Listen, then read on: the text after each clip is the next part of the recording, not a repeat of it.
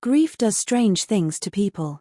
It can crack a soul wide open, distort love, and blur boundaries so badly that, by the time you realize you've crossed a line, you're already lost on the other side. I never thought it would happen in my own family, or that I'd be the one forced to choose between guilt and freedom. When my mom died, it felt like our house forgot how to breathe. She wasn't just a mother, she was the light, the heartbeat, the glue. Without her, the walls felt colder, the air heavier. I remember the first morning after the funeral, the silence was louder than anything I'd ever known. My dad, Michael, used to be this loud, warm presence who cracked jokes, sang old rock ballads while flipping pancakes, and wrapped Mom in his arms like she was his whole world. But after she passed, that man disappeared.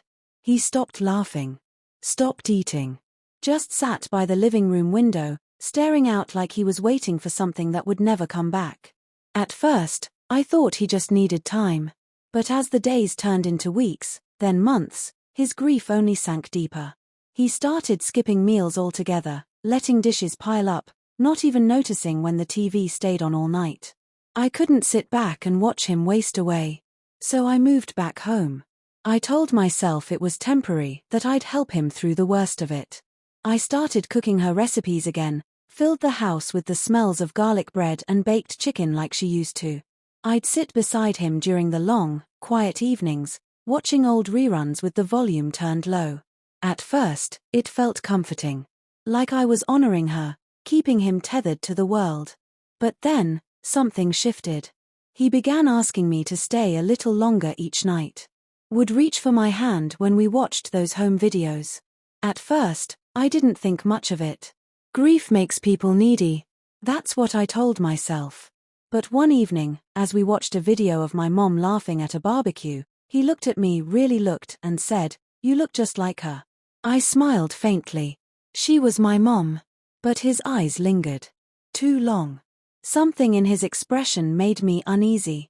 After that, he became more possessive, calling for me from the other room if I stepped away too long, growing anxious if I went out.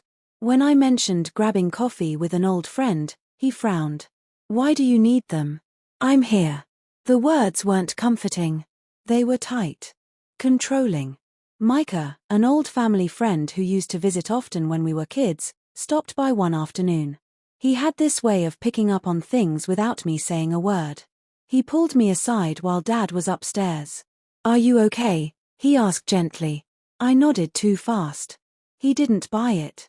"He looks at you differently," he added. His words hit a nerve I'd been trying to ignore. But I felt it, especially when Dad started making comments that weren't just nostalgic. "You're just like her," he'd say, voice low, gaze heavy. "Or worse, you take care of me just like she did." One night, as I was clearing dishes, he reached out and placed his hand over mine. "You don't have to call me Dad," he whispered. I pulled away, heart racing. "You should rest." His eyes stayed on mine. "Sometimes you remind me so much of her. I forget." I felt sick. That night, I locked my bedroom door. My thoughts were a tangled mess. Was this grief warping his mind? Or had something else taken root? I tried to distance myself, but it didn't help. He grew more anxious, more watchful. One night, I passed by his room and heard whispering. Thinking he was speaking to Mom's memory again, I paused. But then I heard my name.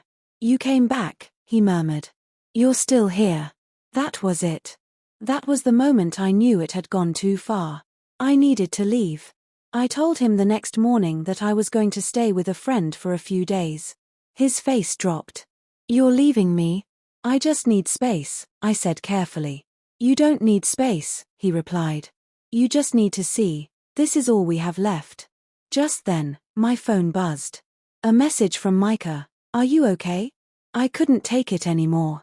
I grabbed my coat and headed for the door. "Where are you going?" Dad called behind me. I didn't answer. I opened the front door and there stood Micah, eyes full of concern. "What happened?" he asked.